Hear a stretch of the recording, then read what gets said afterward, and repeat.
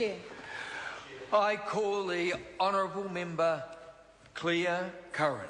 Thank you, Mr Chair. Speaking to part 2 of this patents bill, I'd like to take us back to the overarching principles which my colleague David Parker referenced in his speech on this part of the bill earlier this afternoon, where what this bill is trying to achieve is the balance of two interests, and those interests are around allowing innovators to profit from their inventions, and second, ensuring that the monopoly rights that accompany patents aren't unduly exploited.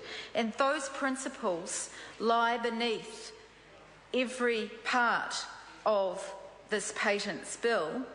And as I'll set out in a minute, there have been deliberate exceptions set out in this bill because it is acknowledged that in order to modernise this bill, we had to look at what were the things that should not be patentable. And part 2 is the part which excludes software from being patentable, and we've had a detailed discussion about that, but it also excludes a number of other things.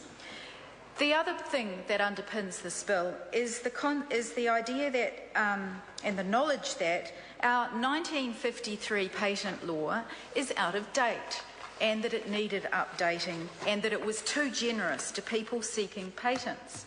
And I think one of the things that my colleagues from the Greens and even New Zealand First need to think about when we're actually discussing this bill is that there has been a pushback to say that not everything that's been patented before should be allowed to be patented. And there has been a significant, I suppose, relaxing of that environment, so that the ability to go out and get a patent for whatever you like is no longer there. It's just no longer there, and it's actually it's really important to bear that in mind. And I just, with reference to the organisms debate, it should be noted, and let's be very clear here, that you cannot patent any living thing in New Zealand as it occurs in its natural form. You can only patent novel processes or cell lines or genetic modifications. I note that the Minister is nodding his head vigorously. It would be good perhaps if he took a call to actually point that out. And I'll draw everybody's attention to the criteria for granting a patent, where it has to align that criteria to that which is applied in other countries, and it's an invention, whereas a manner of manufacture, it's novel, so it has to be new, it has to take an inventive step, which isn't obvious, and it has to be useful. And it's not excluded, so it's not obviously part of the exclusions, which I'm going to list again in a minute. Those criteria have to be met. They have to be satisfied before any patent application can be accepted and granted. And so I'm just going to read that again, that you cannot patent any living thing in New Zealand as it occurs in its natural form. That is a really important principle, and so that is why the Labour Party is not supporting the Greens SOP, because the bill as we see it, which has gone through an extensive select committee process, has actually been, all of those issues were discussed and were addressed. Now, yes, we can have further a debate about them, but what the SOP proposes is extensive. It's extensive in terms of compromising the intent of that select committee as it stood back in 2010. And there have been extensive speeches given this afternoon by a number of my colleagues about the impact on our clean, green tech industries and the importance of being able to patent new processes in order to be able to progress that. There was the reference to LanzaTech and the world leading climate change work around natural bacteria, which cannot be patented, but it's the process of carbon monoxide conversion that to create ethanol for fuel that is patentable. It's the process, it's not the organism itself. So I did want to point that out. We had a very passionate speaker, my colleague Megan Woods, giving a great defence or being very proactive actually around what sort of economy we could and should become, a diversified economy. The exclusions, the other thing that Part 2 does in this bill, Mr Chair, is it sets out, Mr Chair, The Honourable Member, Claire Curran. Sets out the exclusions from patentability, and they and how they've been set out. It says at clause 14, number 2, it says that commercial exploitation must not be regarded as contrary to public order or morality only because it's prohibited by any law in force in New Zealand. So there are a number of, there's half a dozen exclusions from this, of which the computer software is one, which we have discussed at length, and I'm not going to go into that. But the others are also important, and because it brings in that concept of morality, ultimately that is the cover. That is the cover for much of the issues that have been brought up in the House this afternoon.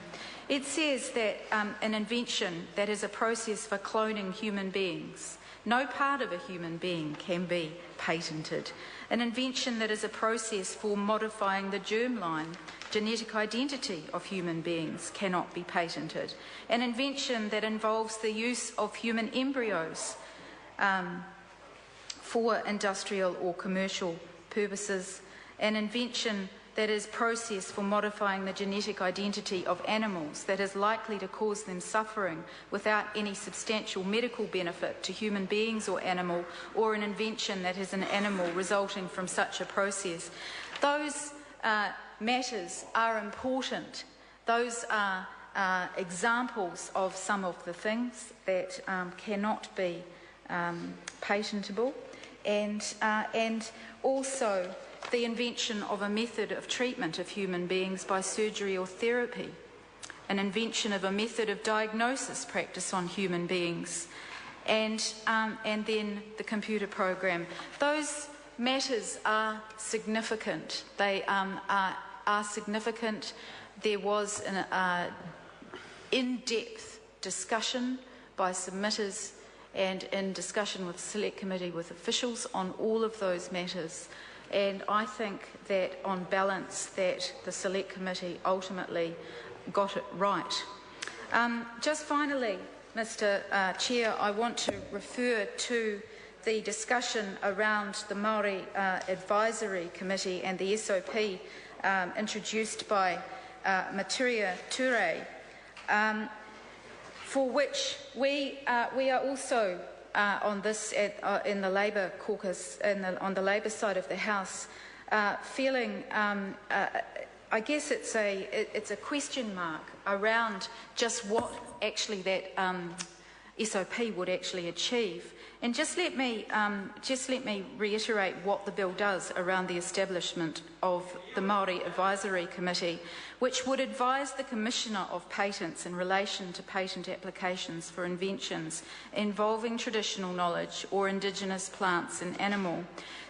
That committee has to be allowed to function in order to progress this discussion. And I certainly think that there is a case for further discussion on this matter. It is very significant. But we have to get on and allow that committee to actually start to function and to provide that advice that can be used by the Commissioner of Patents to assist in determining whether those inventions are novel or whether they involve an inventive step, or whether the commercial exploitation of those inventions will be contrary to Māori values. We need to put this law, this bill, into practice so that we can actually get on and do that.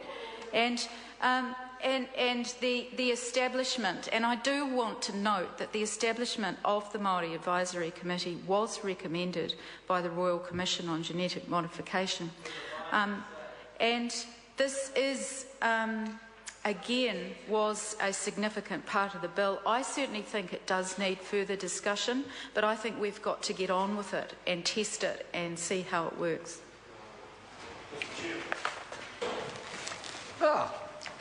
I call the honourable member. Jones, he's not going to make it, Rino Terakatani. Kia ora, Mr. Chair. Tēnā koe.